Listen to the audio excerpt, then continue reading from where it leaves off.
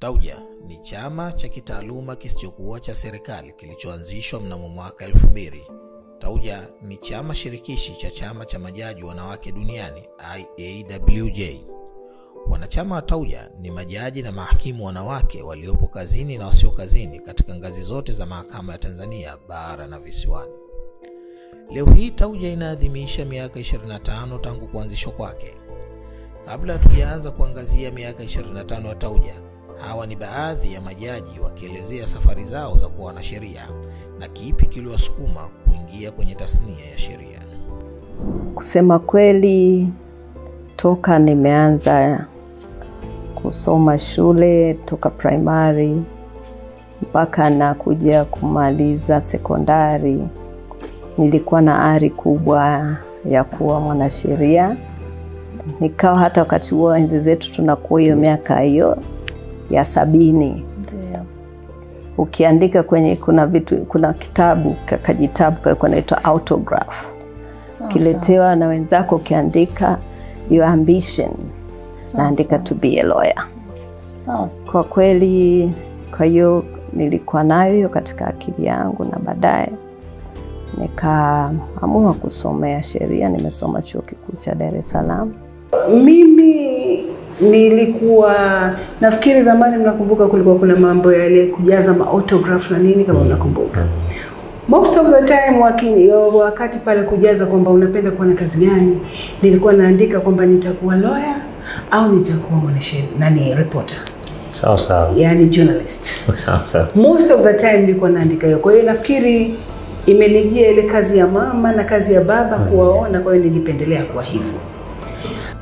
Kwa sababu hilo ndio chaguo langu. Sasa ikatokea wakati ule kulikuwa kuna wapigania uhuru wanakuja. Ndio. Akatokea mtu kutoka Swapo, Namibia, anataka kuja kusoma School of Journalism. Na School of Journalism kawaida walikuwa wanalalamika wananyang'anya wanafunzi. Wakasema this time hatutoi mwanafunzi. Aliyepo hapa anakuja na turuhusu kutoa. Kwa hiyo akaambia hii ni emergency, na huyo mpigania uhuru anahitaji nafasi na nafasi mmejaza. Mimi niko tayari kuithibro jina la mtoto wangu mpigania uhuru apate hiyo nafasi. Kwa hiyo ndivyo nilivyotoka kwenye journalism. Okay. Sasa kabaki choice 3, chuo kikuu. Bwana chuo kikuu akaniambia ili darasa limejaa sana tayari. Kwa mara ya kwanza tulikwenda chuo kikuu ndio tulikuwa darasa lina watu wengi, watu 40, wanawake 20 na wanaume 20. Kwa nasema darasa limeshajaa, kwa hiyo labda uende faculty nyingine. Kaambia lakini mimi sio niliyepanga, mmepanga nyinyi wenyewe. Sasa kama mmenipa faculty 3 za kuchagua, choice yangu mimi ni sheria, na kama imejaa jina langu silipo, kwani linapachikwa tu sasa hivi. Kwa hiyo nilijoin sheria very late, baada kwa ajili ya hayo malumbano, naenda huku kufanya hiki, na nilidhani nisingeendelea na mwaka uliofuata. Ninamshukuru Mungu niliweza kujoin, nikasoma sheria, nikamaliza. Nikaja sasa nasoma sheria ndio, lakini nitafanya kazi gani? Babu yangu akaniambia kama umesoma sheria na hui hakimu, sielewi umesoma sheria gani. Kwa kuwa wewe sheria ni hakimu, state attorney hawamjui, au legal corporate nini hawajui kama ni mwanasheria. Yeye babu alikuwa anajua sheria. Nikaambia mimi sijui kama naweza hiyo kazi. Akasema unaweza kama umesoma sheria na kushauri uende ukawe hakimu. Kaambia mimi sipangi, tunapangiwa. By then tulikuwa 3, unaenda tu unawekewa post. Ukumbuke siku zile haya mambo tunayaona ya rushwa kwa kweli yalikuwa hayapo. Ndiyo. Na ingekuwa sasa labda singepata. Tauja ilianza pale ambapo Jaji Roemamu, Mungu amrehemu, alipo na aliamua ambaye yupo wao walipata nafasi ya kwenda kuongeza taaluma Marekani. Kule Marekani kikaanzishwa chama cha majaji wanawake. Kwa hiyo kilipoanzishwa chama cha majaji wanawake, ambacho kilikuwa kuna chama cha majaji wanawake wa ndani na chama kama inavyokuwa Tauja, na chama cha majaji wa wanawake wa dunia nzima IWJ. Kwa hiyo wao walikuwa wakajua hiyo, then wakaileta idea kwa Mama Munu na Mama Munuo akaibeba kikamilifu, akaanza kuwashamirisha majaji.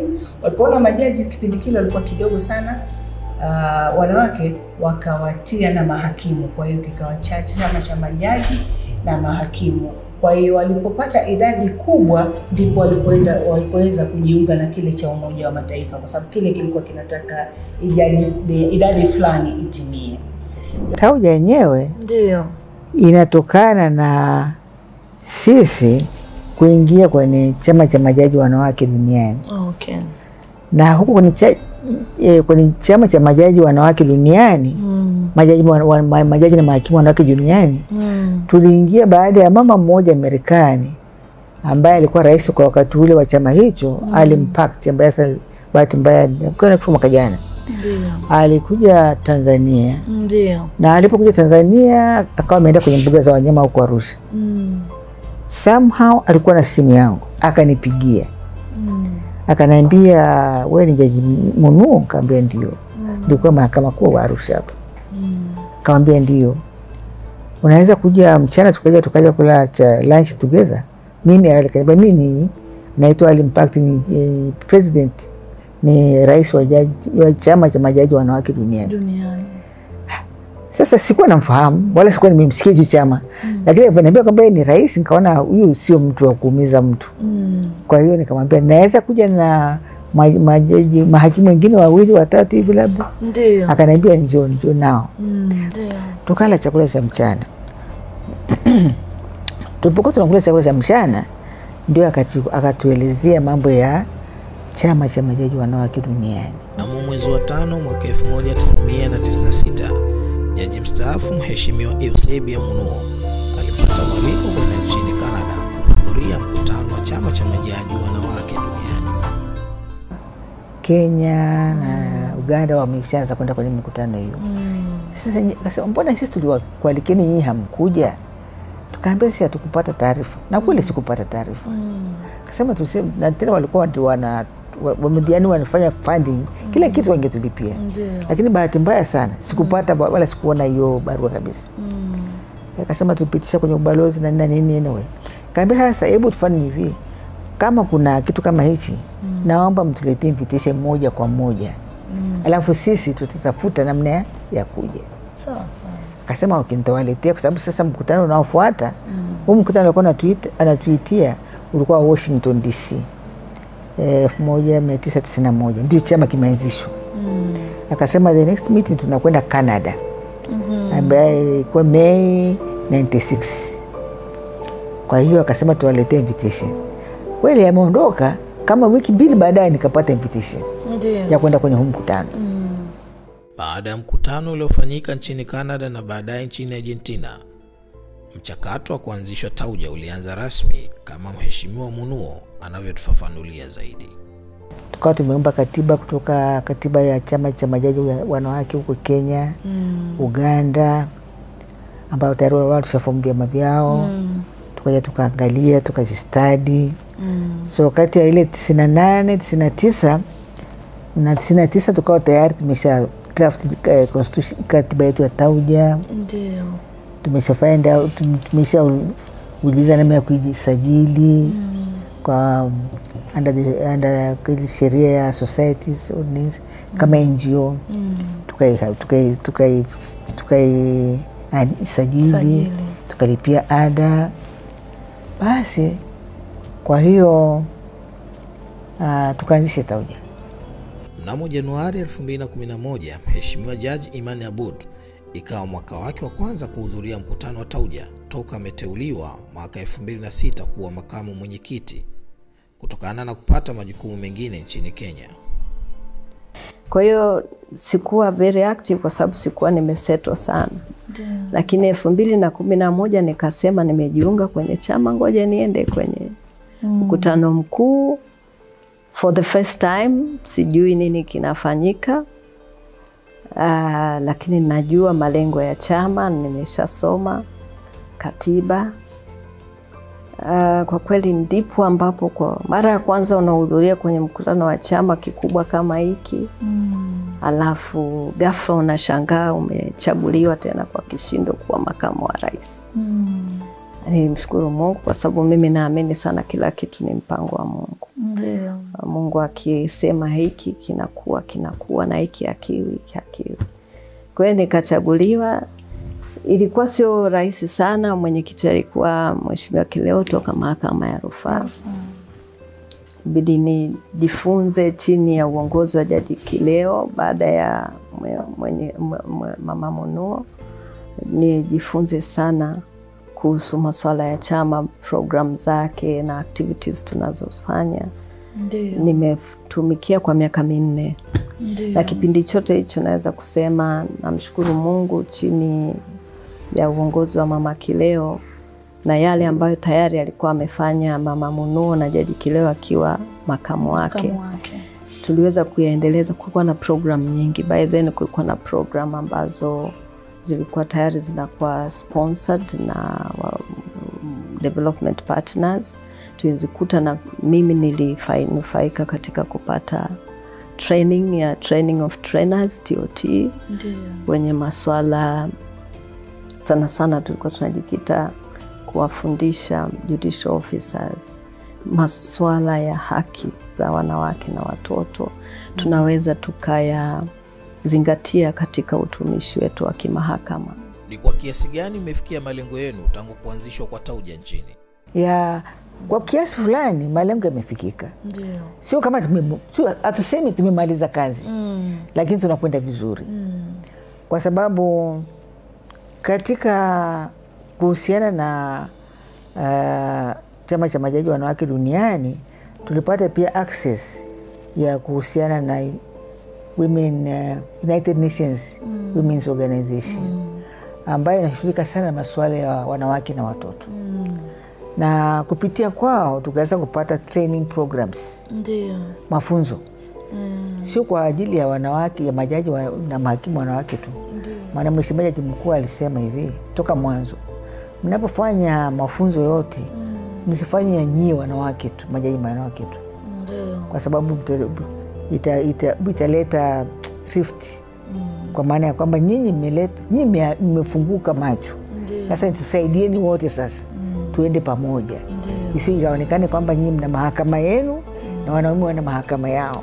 Dira kuu ya Tauja ni kukuza haki za binadamu na usawa kwa wote, hasa kwa wanawake, wasichana na makundi mengine hatarishi nchini Tanzania bara na Zanzibar.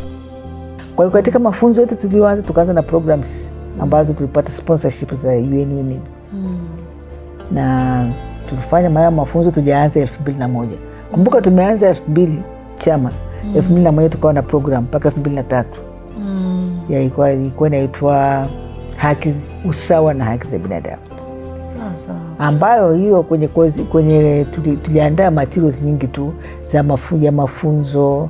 Hiyo ni baada ya kupeleka majaji wetu wengine na mahakimu kwenda kujifunza namna ya kufanya training kwa mahakimu na majaji.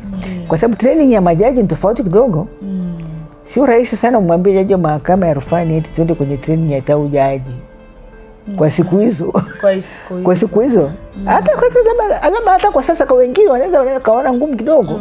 Kwa sababu kumbuka kwamba sisi tulikuwa ni wachache na wataona tunawapeleka haraka, lakini kwa sababu tulikuwa tumemshirikisha Chief Justice toka mwanzo, hatukupata shida. Wakati wa training ya kwanza tukashare nao zile training manual zao, mafunzo yetu ambayo tunatoa human rights ni haya na haya, kesi tulizoweka, tumefanya maandalizi mazuri tu. Ile standard ikawa ni nzuri sana. Na tukawa na majaji wengine pia mahakama rufani ambao walishangaa kwamba tulikuwa tunaweza kufanya ile kazi vizuri. Jaji kama mmsikia marehemu Jaji Luka Kingira. Ambaye alikuwa mkali sana kwa mambo ya kiti.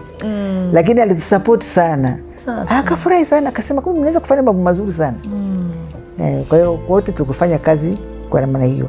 Kwa hiyo tulikuwa tunahakika kwamba huku ile training tunayotoa ni substantial. Sasa Jaji Mkuu akasema kwa hiyo hizi msiwafundishe tu majaji wanawake na wanaume pia wafundishwe. Kwa sababu nao tunataka kufanya kazi nzuri. Kwa hiyo wote tukawa sasa tumekwenda sawa sawa. Kwa hizo program tukamaliza hiyo, tukaongezewa muda miaka mingine 3. Lakini kwa sababu ni different sponsor inaitwa Jurisprudence on the ground, lakini kitu hicho. Kwa hiyo majaji wengi walikuwa wakati ule na mahakimu walipata nafasi ya kupata haya mafunzo. Sawa. Kwa hiyo tukaanza kwenye msingi imara. Mara kabisa. Na kwa hivyo tukaanza tunafanya kitu kinaitwa follow up workshops. Yaani unafuatilia. Baada ya mafunzo. Kile baada ya mafunzo ulichojifunza umekitumia.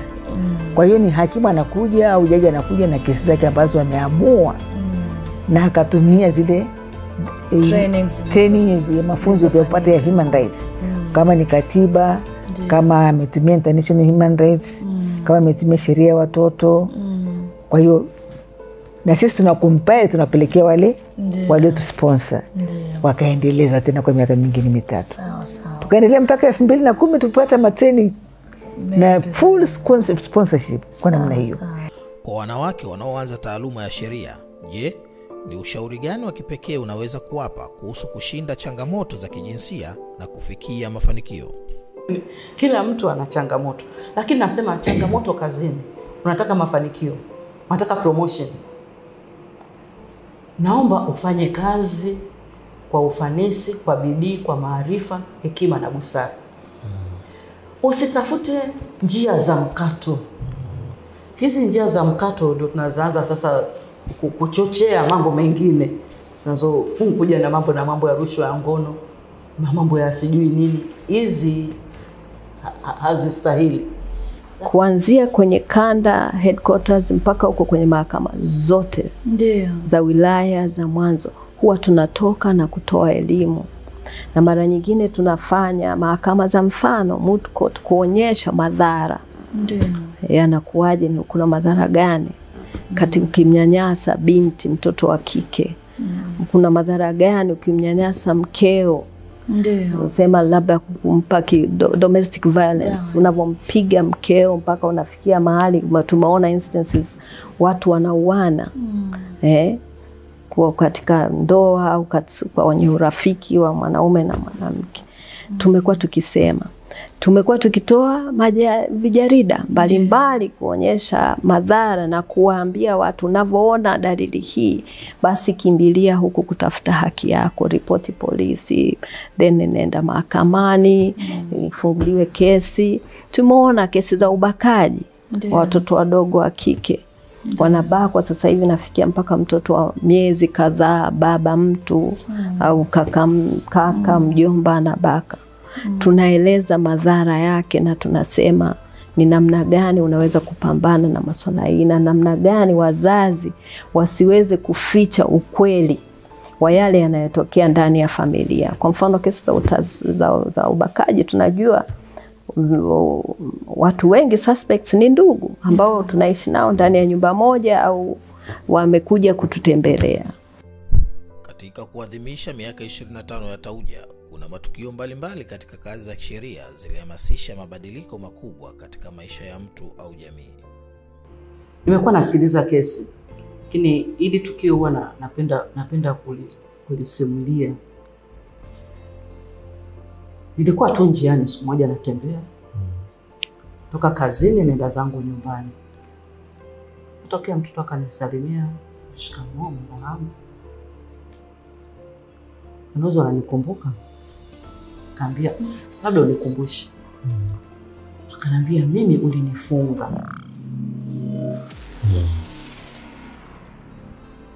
Nadhani wakati huo nilikuwa na ujauzito ambao unakaribia kufika mwisho.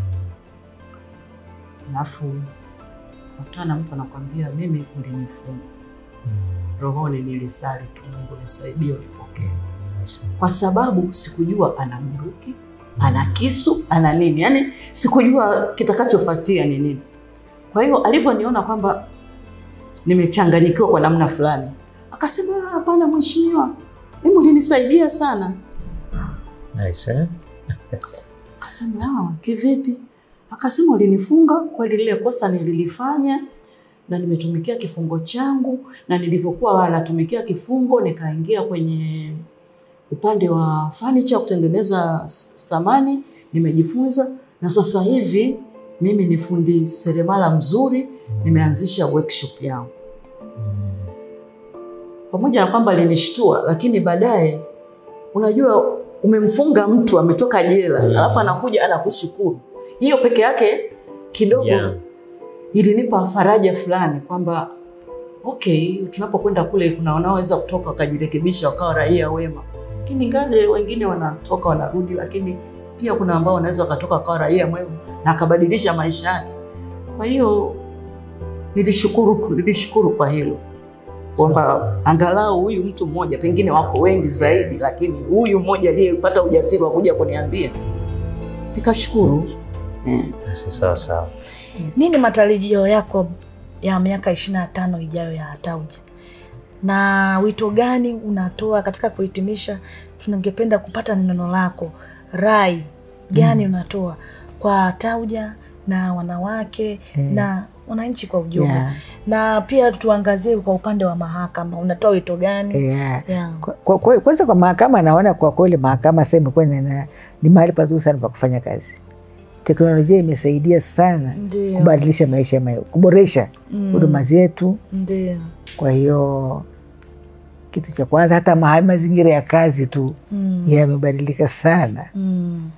Yamebadilika sana, ambayo vyote hivyo, zile nyenzo za kazi na vyombo vya kazi za mahakama ni vizuri. Hivi kama mtu ukiingia kwenye kazi hii, ukishaachana na masuala madogo madogo ya rushwa ndogo hizi ambazo zinachafua kazi za watu, ukaamua kwa kweli lengo langu ni kutoa haki na nitoe haki kwa misingi ya sheria, kwa kufuata katiba, kulingana na kiapo changu kama hakimu au kama jaji, utakuwa na usumbufu wote.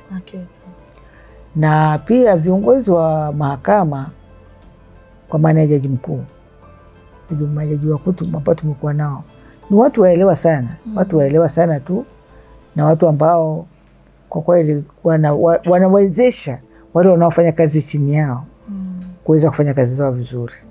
Na kama una tatizo ambalo unaona linakutatiza kimaisha, basi pata msaada kwa wale ambao wanahusika. Sasa pale kwenye kazi yako, unapokwenda kwenye kazi yako kuhudumia watu wengine, hawataki kuona tena na wewe una matatizo yale ambayo yamewaleta hapo mbele yako. Maana watakata tamaa sana. Watakata tamaa. Na hawawezi kukuamini. Ndio maana tulikuwa tunasema kwamba unapotoka nyumbani, utakuwa na mawazo mengi kichwani. Wakati mwingine watoto ni wagonjwa, wakati mwingine kuna hakika labda ya mambo ya fedha huko nyumbani yamekaa sawa, sijui nini na nini. Ukishaingia kwenye mahali pako pa kazi, sahau zile mambo hayo umeacha nyumbani. Taifa bila unyanyasaji wanawake na watoto linawezekana.